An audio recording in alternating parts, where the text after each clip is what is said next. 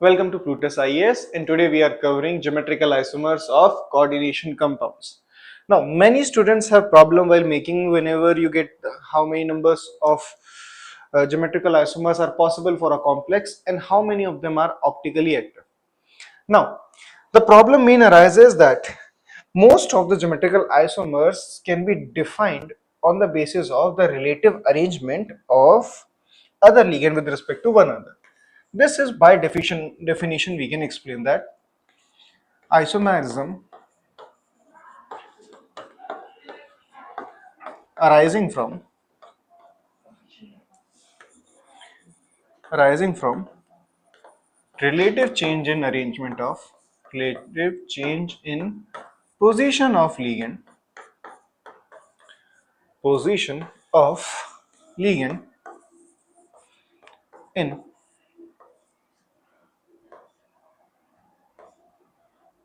relative change of position of ligand with respect to one another with respect to one another. Now for our exams, the geometrical isomers we need to learn about first is for your coordination number 4. For coordination number 4, there are two different geometries that exist. First is your tetrahedral geometry. Second one is your square planar. Square planar. Now, for the tetrahedral geometry, there are no geometrical isomers that are possible. That are no geometrical isomers. Why is it so? For the tetrahedral geometry, no matter whichever direction you change the ligand, the relative arrangement always remains the same. For example, let's say this is my central metal ion. There is a ligand.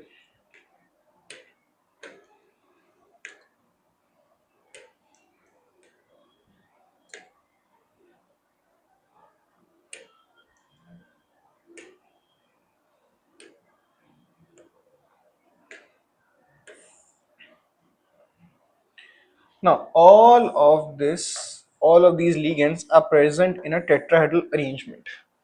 Okay. Now if you see here, if I assume that this particular is at wedge and this one is at dash.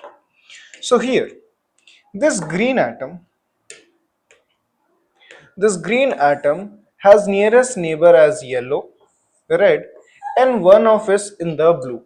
Since all of them are arranged at the tetrahedral angle 109 degree 28 degree, that means even if I change the position of this green and blue atom, we can clearly see that the relative arrangement of this green is still the same. It still has neighbors yellow and red and as the blue. So that's why no matter how many different ligand substitution you can do, there are no possible geometrical isomerism that exists for the tetrahedral geometry. For other cases like square planar, the type Ma4,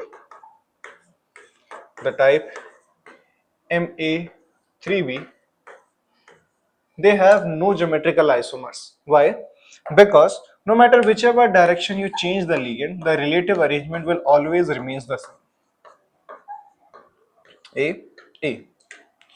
Here, no matter whichever direction I change the A will always has A its nearest neighbor. Same if I switch B. B, no matter whichever direction I switch, will always have A as its nearest neighbor. So the first type of isomer that exists for the squalpinar complex are for the case Ma2B2. Now the two isomers that can possible for this case are your cis isomer, the other one is your trans isomer. The cis isomer exists for M when the A and A are on the same side. The second isomer when A and B are of opposite to each other.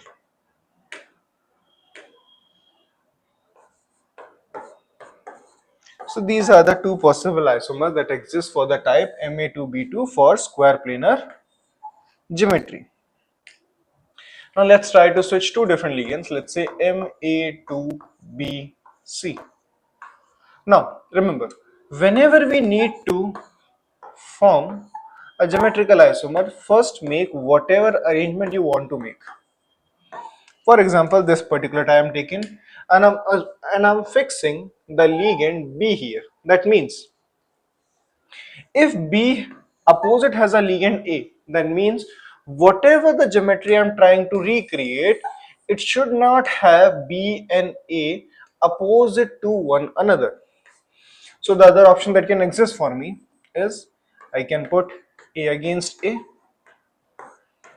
B against C.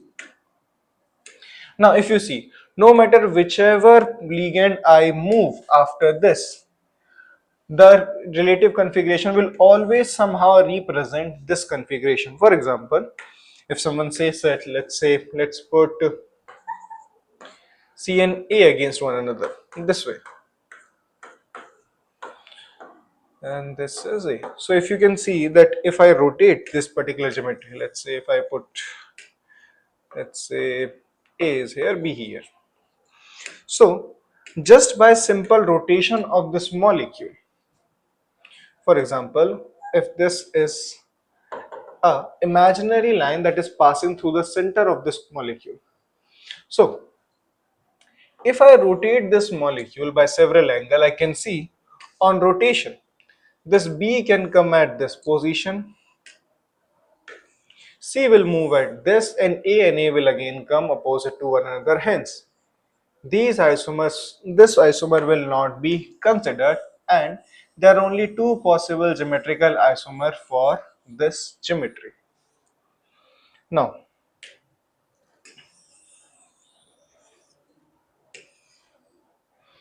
next we can try for, let's try to substitute all the ligands M, A, B, C, D.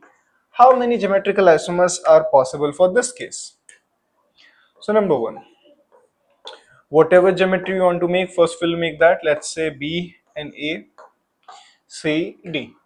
So I'm fixing the position of A right here. That means whatever I do, B should not be opposite to A. So I can first put C, B here,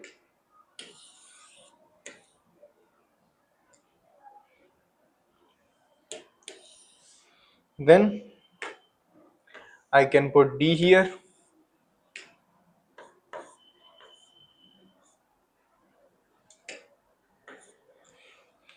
Now, after this, no matter whatever geometry you try to make, A will always have any of the following ligand against B. For example, A has already B, C and D, and there are no other possibilities. I can arrange all these four ligands in the square planar.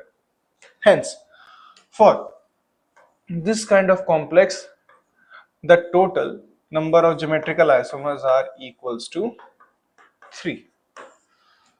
Okay, so I hope this would have cleared your doubt regarding how to form the how to find the number of geometrical isomers for a square planar complex. In the next class, we'll talk about more examples using chelating ligands and going towards your octahedral complex with coordination number 6, and there the special case that exists for the specific type of geometry, which is Ma3B3 type, which in your school you have encountered as FAC isomers and MER isomers. And that's the story that we'll talk about in the next class. Thank you for joining us today. That's all for now.